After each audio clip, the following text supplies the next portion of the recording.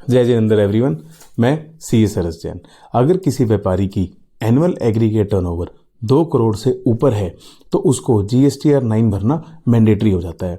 तो अगर आप इस कॉम्प्लायंस में आते हैं तो आपको GSTR 9 भरना मैंडेटरी हो जाएगा। और फाइनेंशियल ईयर 2024-25 की GSTR 9 भरने की लास्ट डेट 31 दिसंबर 2025 है।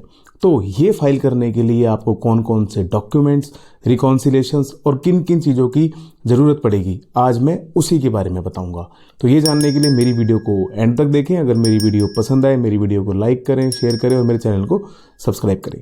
तो फ्रेंड्स, सबसे पहले आपको बेसिक डिटेल्स अपने पास रखनी पड़ेंगी कि आपका GSTN नंबर क्या है, आपका लीगल नेम क्या है, ट्रेड नेम क्या है और आप किस फाइनेंशियल ईयर की फाइल करना चाह रहे हैं।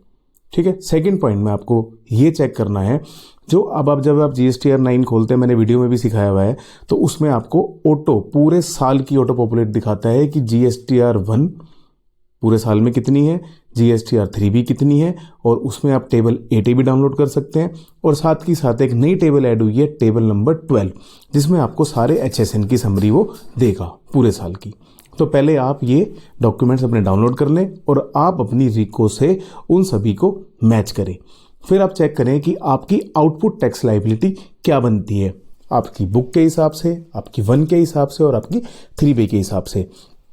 अगर आप उसके बाद आप फर्दर डीपली जाएं, आप ये चेक करें कि क्या आपने B2C को माल बेचा था GSTR 1 में, या B2B को, यानी कि बिजनेस टू बिजनेस वाले को बेचा था या बिजनेस टू कंज्यूमर वाले को बेचा था, या उसमें कोई एग्जाम सप्लाई है, नील रेटेड सप्लाई है, या आपके क्रेडिट और डेबिट नोट। ये आपके सारे 1 और 9 में ये आपस में मैच होने चाहिए।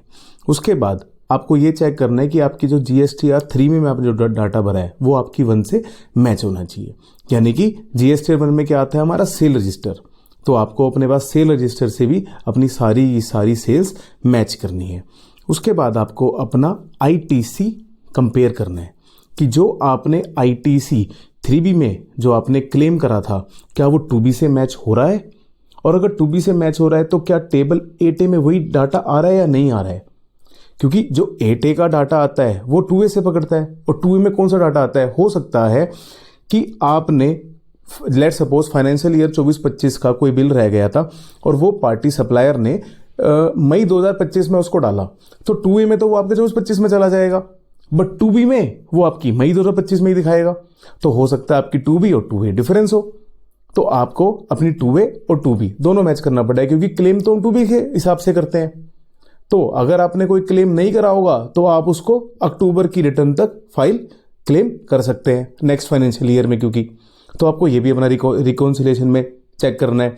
और आपको ये भी चेक करना है कि हो सकता है कि आपने GSTR 1 में कोई इनवॉइस था जो आपने GSTR 1 में तो दिखा दिया और 3B में आपने टैक्स पे कर दिया, क्योंकि जो आपकी 1 है वो 9 से चलती है, तो उसमें आपको कोई कुछ करने की ज़रूरत नहीं है। तो कुछ चीज़ें ऐसी हैं कि जो आपको 9 और 1 और 3B में आपस में इंटरमैच करनी पड़ेगी। उसके बाद आपको जो आपने ITC अवेल करा उसका बाइफर्केशन देना पड़ेगा, जो कि हम टेबल नंबर 6 में देते हैं, कि जैसे कि जो आपने ITC लिया कैपिटल गुड्स का वो आपको कितना है, या आपने इनपुट्स गुड्स कितना लिया ITC पे, इनपुट सर्विस कितना लिया, और आपने ITC RCM पे कितना पे करा, उसकी आपको पूरी की पूरी समरी बनानी पड़ेगी। उसके बाद आपको अपने ऑडिट फाइनेंशियल्स डाटा भी लेने पड़ेंगे, 9C भी फाइल करनी है।